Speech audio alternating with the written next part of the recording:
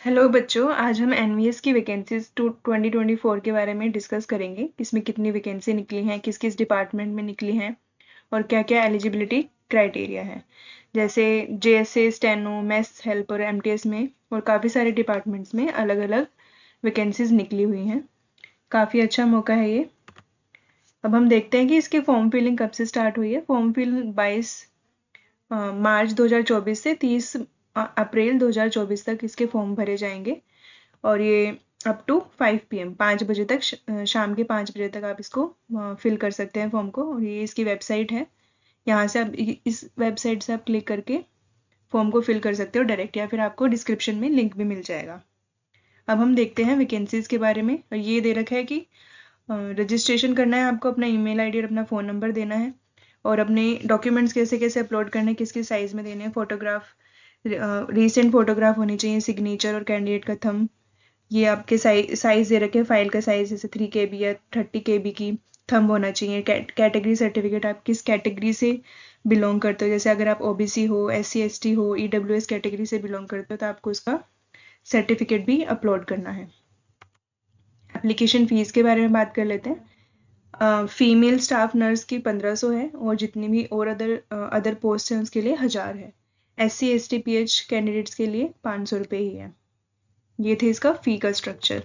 अब हम vacancy detail के बारे में बात करते हैं। वैकेंसी, टोटल वैकेंसी कितनी निकली है? 1377 पोस्ट के लिए वैकेंसी निकली है। अब हम वैकेंसीज के बारे में बात करते हैं। ये पहला है हमारा फीमेल स्टाफ नर्स, इसमें 121 वैकेंसी निकली है। ये काफ़ी अच्छी है, मतलब सबसे ज़्यादा वैकेंसी मेरे ख्याल से इसी में है, फीमेल स्टाफ नर्स में। इसमें एलिजिबिलिटी क्या है आपकी, कि आपकी बैचलर डिग्री होनी चाहिए नर्सिंग में, जो कि रजिस्टर्ड होनी चाहिए नर्सिंग काउंसिल के द्वारा। मतलब आपका नर्सिंग डिग्री वहाँ से होनी चाहिए जो कि रजिस्टर्ड हो। ऐसे ही आप कहीं से नहीं, रजिस्टर्ड होनी चाहिए अंडर नर्सिंग काउंसिल। और इसकी एज लिमिट है अप टू 35 ईयर्स। आप 35 ईयर्स तक इसको भर सकते हो। फिर है ASO की पोस्ट, जिसमें सिर्फ 5 वैकेंसी है, टोटल 5 पोस्ट हैं इसमें। इसमें बैचलर डिग्री होनी चाहिए, किसी भी स्ट्रीम में हो, और आपको 3 साल का एक्सपीरियंस होना चाहिए। इसकी उम्र, इसकी एज लिमिट है 23 से 33।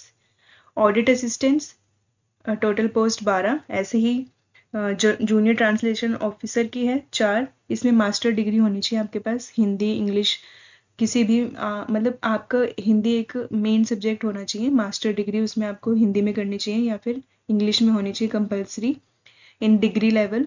या फिर ये दे रखे हैं master degree in English with Hindi, और इसकी एज क्या है up to 32 years. Legal assistant 1। Stenographer की 23 वैकेंसी निकली है। इसमें 10+2 इंटरमीडिएट, मतलब आपके 12th पास होने चाहिए। स्टेनोग्राफर में आपको स्टेनो आनी चाहिए और आपकी स्पीड कितनी होनी चाहिए? MTS का मतलब है मिनिमम टाइपिंग स्पीड, आपकी 50 होनी चाहिए पर मिनट। एक मिनट में आपको 50 वर्ड्स लिखने हैं और हिंदी में 65 मिनिमम टाइम स्पीड इतनी होनी चाहिए। और स्टेनोग्राफर की एज है 18 to 27 ईयर्स। फिर है कंप्यूटर ऑपरेटर, 2 वैकेंसी निकली हैं। केटरिंग सुपरवाइजर 78, इसमें भी सही है, केटरिंग सुपरवाइजर में भी 78 है। JSA 21, इसमें 12 पास होना चाहिए और आपकी टाइपिंग स्पीड मांगी है 30 वर्ड पर मिनट एंड 25 वर्ड पर मिनट, और इसकी एज है 18 to 27 ईयर्स। फिर है JSA इन JNV कैडरे, इसमें 10+2 और टाइपिंग, इसमें भी यही है और इसकी भी एज अप टू 27 ईयर्स है। इलेक्ट्रिक कम प्लम्बर की 128 है। आपको 10th क्लास और ITI का सर्टिफिकेट होना चाहिए आपके पास। किन किन डिपार्टमेंट्स में? इलेक्ट्रीशियन और वायरमैन का, या फिर प्लम्बिंग एंड, या फिर 2 ईयर का एक्सपीरियंस होना चाहिए आपका इस फील्ड में। आपकी एज है 18 से 40। लैब अटेंडेंट 161, क्लास 10 पास होना चाहिए, डिप्लोमा होना चाहिए लेबोरेटरी टेक्निक का, और 12th पास या तो फिर 12th पास हो with science stream. Up to 30 years age है इसकी। नेक्स्ट है मैथ्स हेल्पर 442 वैकेंसी। सबसे ज़्यादा वैकेंसी मैथ्स हेल्पर में ही है 442। इसमें 10th पास होनी चाहिए किसी रिकॉग्नाइज बोर्ड से विद 5 साल का एक्सपीरियंस। आपके पास 5 साल का एक्सपीरियंस होना चाहिए और इसकी अप टू 30 ईयर्स इसकी एज लिमिट है। MTS में 19 वैकेंसी है, 10वीं पास होने चाहिए आप, और 30 साल तक आप इस फॉर्म को भर सकते हैं। एग्जाम का पैटर्न क्या है? सब मतलब डिफरेंट डिपार्टमेंट की अलग अलग एग्ज़ाम पैटर्न है। फीमेल नर्सिंग स्टाफ में क्या है 120 टोटल मार्क्स का आएगा, 120 मतलब क्वेश्चंस आएंगे और आपको 120 मार्क्स का आएगा और 2.5 घंटे का आपको टाइम मिलेगा, जिसमें रीजनिंग आपके 15 क्वेश्चन आएंगे, जनरल अवेयरनेस 15, लैंग्वेज इंग्लिश और हिंदी कॉम्पिटेंसी टेस्ट होगा 20 और सब्जेक्ट नॉलेज आपको सब नर्सिंग का अगर आपका है तो आपको बैचलर डिग्री होनी चाहिए नर्सिंग में और आपको सब्जेक्ट की नॉलेज सिर्फ वो सब्जेक्टिव पेपर आएगा 70 नंबर का। तो ये है हमारा फीमेल नर्सिंग का, 2.5 घंटे का आपको टाइम दिया जाएगा और टोटल 120 नंबर का, एक क्वेश्चन 1 नंबर का है इसमें। ये है एएसओ की पोस्ट के लिए, इसमें आपका दे रखा है पूरा, ये भी 120 2.5 घंटे का टाइम दिया जाएगा। इसमें reasoning maths English Hindi computer, इसमें ऐड हुआ है computer general awareness current affairs, ये भी जीके का पार्ट है करंट अफेयर्स, और ये 10 मार्क्स के आएंगे और ये सब जो है ये 50 मार्क्स का आएगा। फिर ऑडिट असिस्टेंट 130 मार्क्स 2.5 आवर्स, वही रीजनिंग 20 क्वेश्चन, इसमें 20 क्वेश्चन आएंगे, मैथ्स के 30 आएंगे।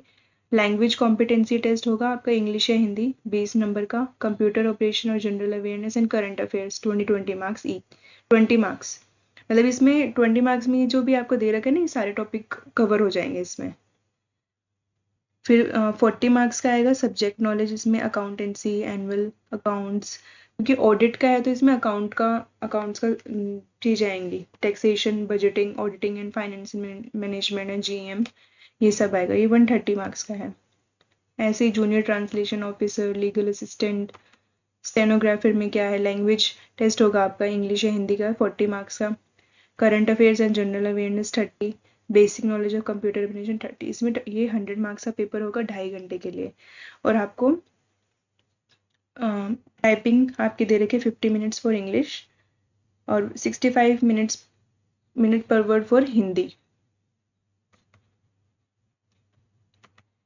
ये थे कुछ इंपॉर्टेंट एग्जाम्स के बारे में, एग्जाम पैटर्न आपका कि कैसे कैसे कितने कितने क्वेश्चंस दिए जाएंगे। आई होप आपको ये वीडियो हेल्पफुल रही हो और आगे हम एनवीएस के बारे में और डिटेल डालेंगे कि प्रीवियस ईयर कितनी कट ऑफ गई थी या फिर और भी जितनी कैसे प्रीवियस ईयर क्वेश्चंस कैसे थे एनवीएस के, वो सब हम आगे आने वाली वीडियोस में बताएंगे। तो आप प्लीज़ अगर आपको अप टू डेट रहना है तो प्लीज़ सब्सक्राइब करिए चैनल को, और अगर आपको वीडियो अच्छी लगी तो प्लीज़ लाइक, और आपको कुछ भी इन्फॉर्मेशन लेनी है रिगार्डिंग एनवीएस और एनी अदर एग्ज़ाम तो आप कमेंट कर सकते हैं, आपको वो इन्फो प्रोवाइड की जाएगी। Thank you.